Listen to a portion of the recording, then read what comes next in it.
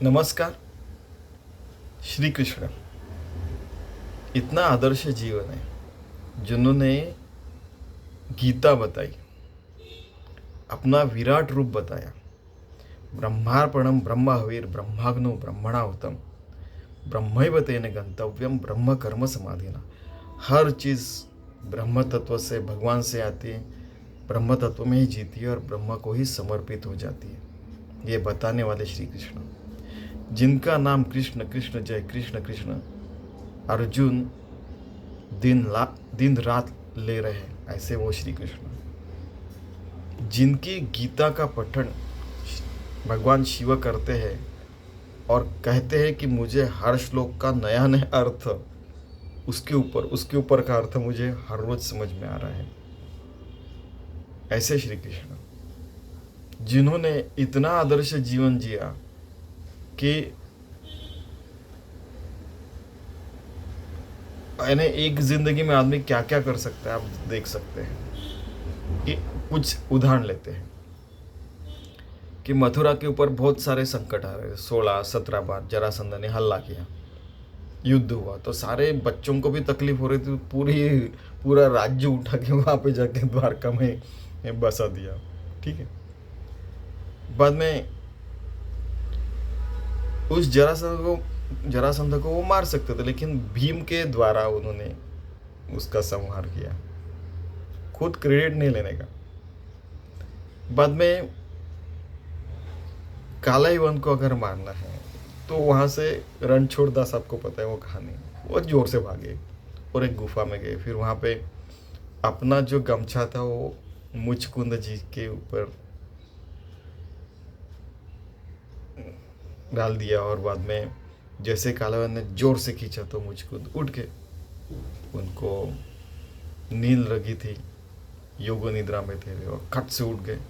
कई लाखों साल के बाद उठे हुए और उनको ऐसा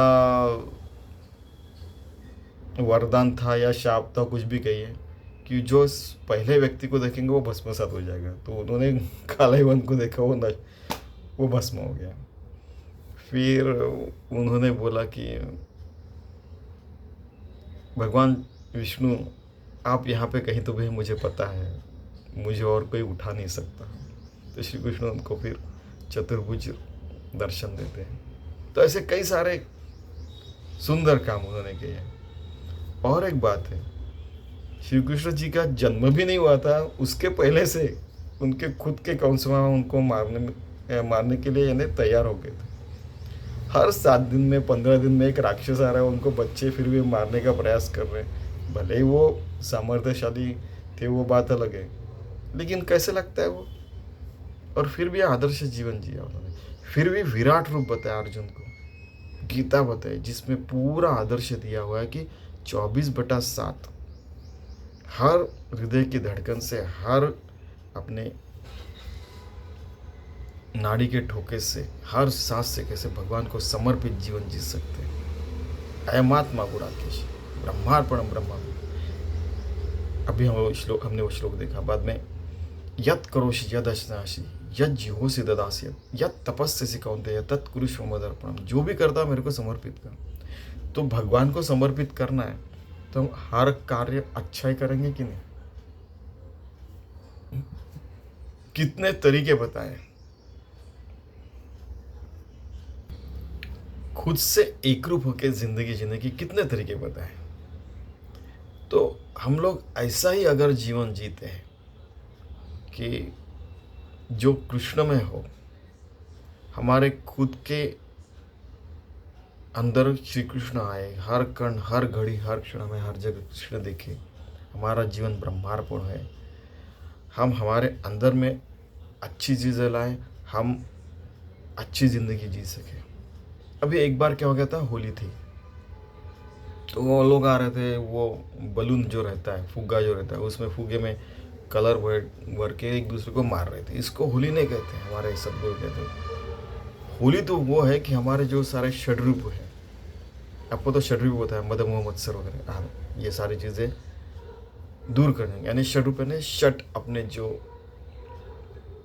शत्रु है जिंदगी में, उनको दूर करने का अपने मन में से निकाल के, और हर रोज अच्छी अच्छी ज़िंदगी जीने का।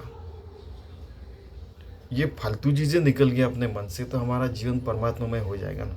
उसको असली होली कहते हैं। ऐसा कलर फेंक के मारने का वगैरह उसको होली नहीं कहते। बुरे कलर निकल जाने का, बुराई निकल जाने की, उसको और अपना एक आदर्श जीवन जीने का, सुंदर सैटिस्फाइड भगवान को समर्पित जीवन जीने का, उसको असली होली कहते हैं। ये तो एक सैंपल बताया, ऐसे तो कई चीज़ें हैं श्री कृष्ण के जीवन में। हर किसी ने ऐसा भलता ही अर्थ निकाला है उसमें से, उसके पीछे हमें जाने का ही नहीं है। तो उन्होंने जो बताया है कि हर क्षण हर घड़ी तस्मात् योगी भव अर्जुन, आप योगी होके मुझसे आपका जीवन मुझे समर्पित करके ये अमर्याद श्री कृष्ण में हमारा आपका जीवन कर लीजिए, एक आदर्श जीवन जिए। विभक्त नसाय त्रिस भक्त है। आप कर्म योग कर सकते हैं, धर्म योग कर सकते हैं, अभ्यास योग कर सकते हैं। योग यानी भगवान से एक रूप होकर अभ्यास करना, उसको योगी अभ्यास, योग अभ्यास कहते हैं। ठीक है, आप देखिए हर शब्द का कैसा विचित्र अर्थ निकाला जाता है। कर्म योग, भगवान से एक रूप होकर कर्म करना, उसको कर्म योग कहते हैं। फिर आप कर्म करेंगे और फिर भगवान को समर्पित करेंगे, ऐसा पहले शुरू करते, लेकिन आखिर में बाद में पता चलता कि अरे हम जो भी परमात्मा हमें शक्ति दे रहा है, हमसे कर्म करवा रहा है, ब्रह्मार्पणम ब्रह्मवीर हो रहा है। अगणित परमात्मा है, अंदर बाहर वही है, दूसरी चीज है ही कहाँ पे। जितना हम अगणित है उतने परमात्मा भी अगणित है, ये जान लीजिए। ऐसे श्री कृष्ण कह रहे हैं। तो ऐसे उस अगणित परमात्मा से एक रूप होकर एक सुंदर जीवन जीने का प्रयास करते हैं, हर हृदय की धड़कन से, हर सांस से, हर कर्म में 24/7 जिंदगी भर। वही एक ट्रिब्यूट होगा श्री कृष्ण को, वही गीता में, श्री कृष्ण में जो जीवनी है, ब्रह्मार्पणम जीवनी हमारी हो सकती है। चलिए हम ऐसे सुंदर जीवन जीने का प्रयास करते हैं जो श्री कृष्ण ने बताया, तभी वो श्री कृष्ण हमें दर्शन देंगे, तभी हमसे वो खुश होंगे। धन्यवाद।